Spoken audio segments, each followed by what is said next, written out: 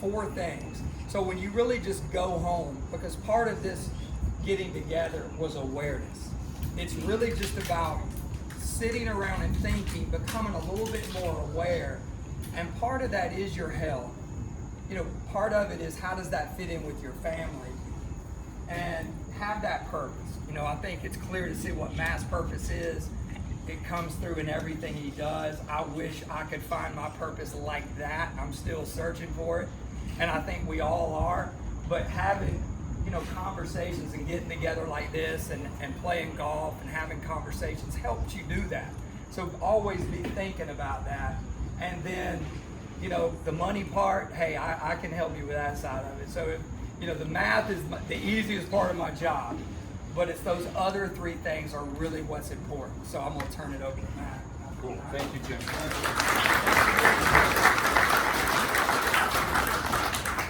So I'm going to quickly tell my story. I think storytelling is really powerful. I think the story is what kind of birthed the idea for this charity. If you've heard the story, I'm going to put you through it again. I'm hopefully going to tell the short version of it. Somebody told me today, you know, and I've talked about this before, the word unbelievable, right?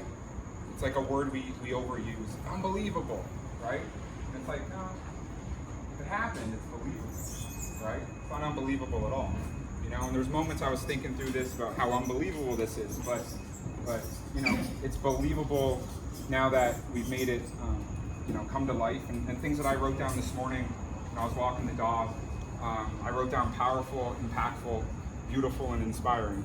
So I just think it's amazing that you know, we're all here, we're breaking bread together, and it's, to me now, you know, anything's possible. So my story very quickly. About a year and a half ago, my dad was down here on a visit from Canada. He was coming down to play golf, go to the lake, take him downtown Raleigh, kind of just do a normal, you know, 6 or 7 days with your dad.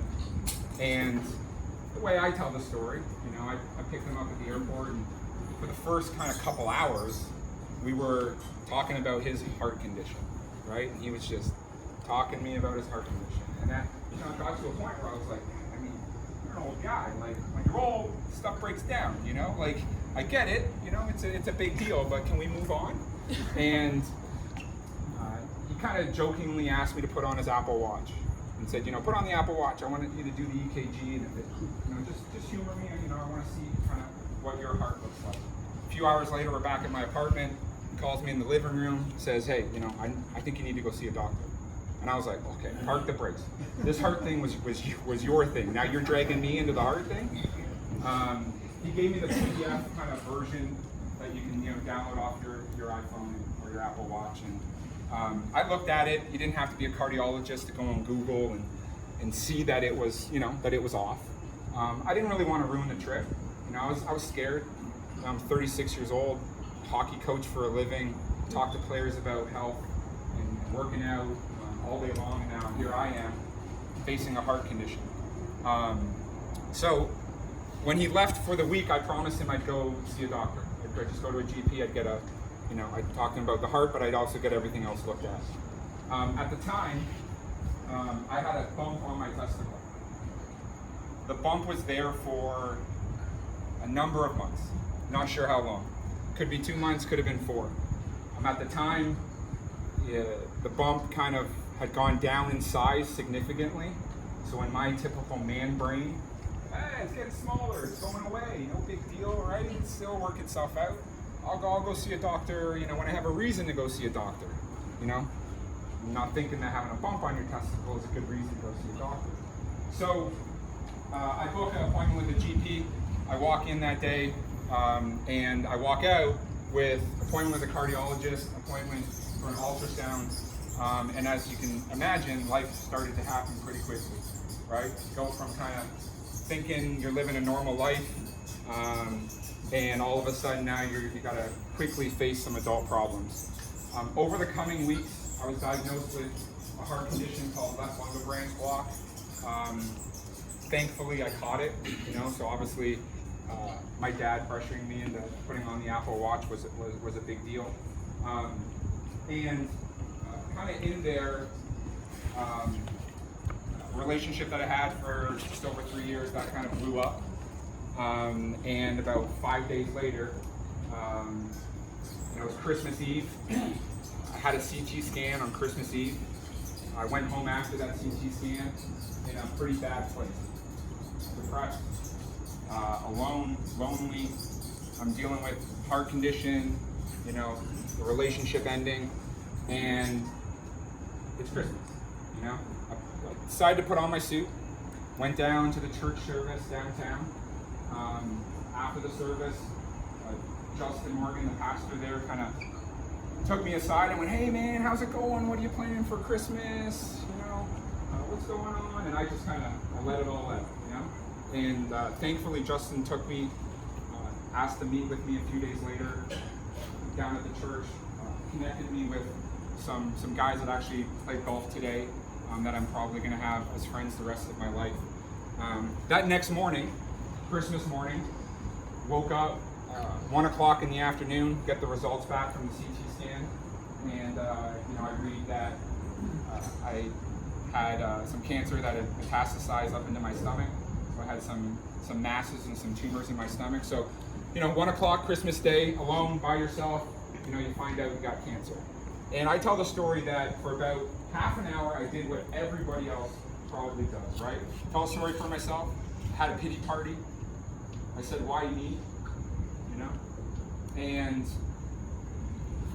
there was a moment in time, and I remember it clearly, whatever it was, I just realized that, well, maybe this was the greatest opportunity that I was being handed in my entire life.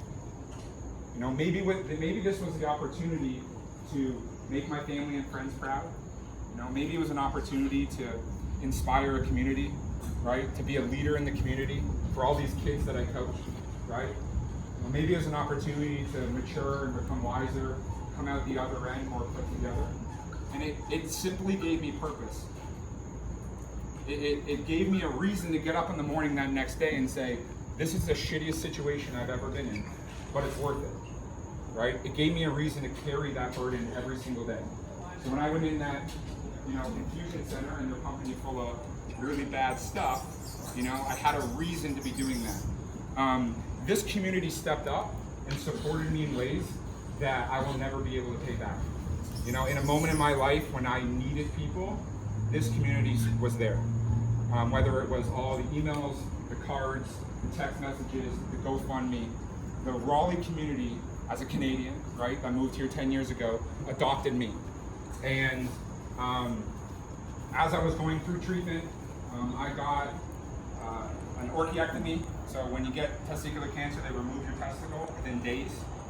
I did 9 weeks of chemo, and then I ended up doing RPL&D surgery, where they kind of open you up, they remove all the lymph nodes in your stomach, and thankfully I've been in remission just over a year. So,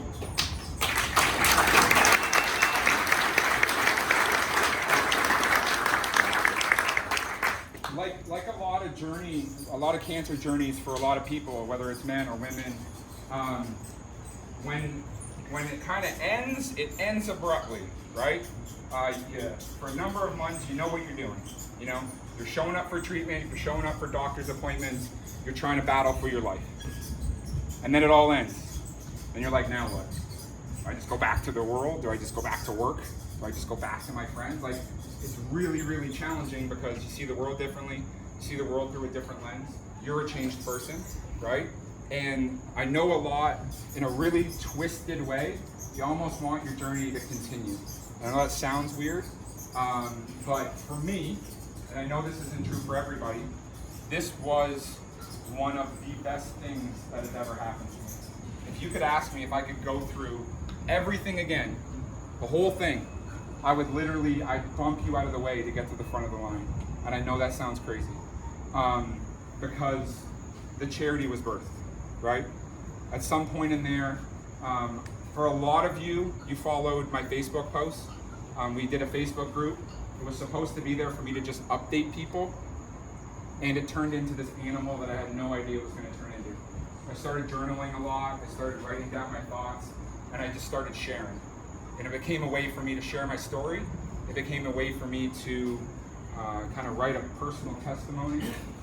And what I found out was a community was being brought closer together. We started to all realize that we're all going through something, that I was not uniquely suffering in any manner, that we're all kind of suffering in some form or another. I had a number of men and women reach out to me personally to share with me personal battles that they're going through or their family members are going through. And that kind of, again, birthed this idea for the charity. And we started getting some ideas together and got a board of directors together, and we launched a year to date in December, a year to date to when I was diagnosed in December. And we've been a charity for about 8 months now. This is our first event. So for the people that kind of don't know me or know the whole story, like this is our very first kind of fundraiser. So that really excites me kind of what we were able to kind of pull off today. Testicular cancer is the #1 cancer, men's ages 15 to 35. I'll say it again. Testicular cancer, #1 cancer, men's ages 15 to 35. So we do have some 15 to 35-year-olds here today, right? But if you have children, right, or you have, you have friends that have children, it's important to recognize that it's a young man's cancer. And obviously, specifically, it's a man's cancer. There's around 10,000 men are diagnosed in a year in the US. It has a really high cure rate, right? So if you catch it early, it's like 98% you're gonna live, okay? And I think that's maybe some of the reason why nobody really knows about testicular cancer. Doesn't get a lot of attention because we're not dying, right? We're living. I would argue that because it's uniquely a man's cancer, you're removing a testicle, right? It's very much a mental health cancer, right? So the mental health side of your journey afterwards through recovery and into survivorship, I think is really important. So the goodie bags that you're gonna get today, they are very much a men's health goodie bag. There's inserts in there that talk about physical health, spiritual health, eating what you're putting in your body, yoga, heart health. And so the idea is to get men to realize that there is power and there's courage and there's bravery in being vulnerable. Okay? And if you don't think that it's a courageous act to be vulnerable, come try standing up here and sharing your story with a bunch of strangers, right? Or a bunch of friends, I guess. But we've got to get more comfortable being vulnerable. We've got to be more comfortable talking about mental health. We've got to be more comfortable going and getting checked up. We've got to be more comfortable talking about what to eat, right? And there's a line, I don't think we should all go around sharing too much, but I definitely want everybody to understand that that is part of our mission, is to try to break that stigma around men's health. So specifically, our mission is to raise awareness about testicular cancer, support patients, caregivers, and survivors here locally in Raleigh, okay, specifically in Raleigh. Our charity wants to tell stories. We think there's power in storytelling, right? Any opportunity to share a story of another man, I think is really, really important. So that's part of our mission. We're building a community. We think about communities. We've got all these layers of communities, right? We've got like our little family at home, right? Then we got like our work community. We've got our teams, our hockey teams, our sports teams. Then we've got our neighborhood community, right? Then we've got our state, our city. There's all these layers of communities. So we're just trying to build a community of men that have the shared experience of testicular cancer, but also build up the actual community that we all live, work, go to school in. The most important thing that has been birthed from this charity is the opportunity that I personally had to work directly with cancer patients. I've been so fortunate to work with men that are sick themselves. I've been given, granted, awarded the opportunity to be a cancer life coach. to walk alongside somebody that's going through the worst thing in their entire life, right? I kind of act as an extension of the team. We deal with the patients kind of in a holistic approach, looking at them as a whole, everything in their life, and I'm tending to all the psychosocial needs that they have as they kind of navigate their way through their cancer journey. I've been lucky enough to meet and work with a 23-year-old Braden, who as a 23-year-old, you know, you can imagine what he's going through. An amazing guy, Rudy, here, who went to Duke here. Who else was there? Oh, and Ian, we have a cancer patient right now that literally couldn't come tonight because he's getting treatment at the infusion center right now. And then most importantly, I mentioned him earlier, but there's a gentleman named Thomas. He was our first patient. I was given a phone call 2 days after we launched, which was just amazing. And you know, Thomas, I've walked alongside him through his entire journey. He had an orchiectomy. He had 4 rounds of chemo. He had an RPLND, and he's currently in the ICU right now. A surgeon did an operation on him on Friday, opened up his chest cavity, same way that they open up you for a bypass or a heart surgery, removed the cancerous tumor in his chest. The surgeon came in on Friday night and told me that in his entire career it was the hardest surgery he's ever had to perform.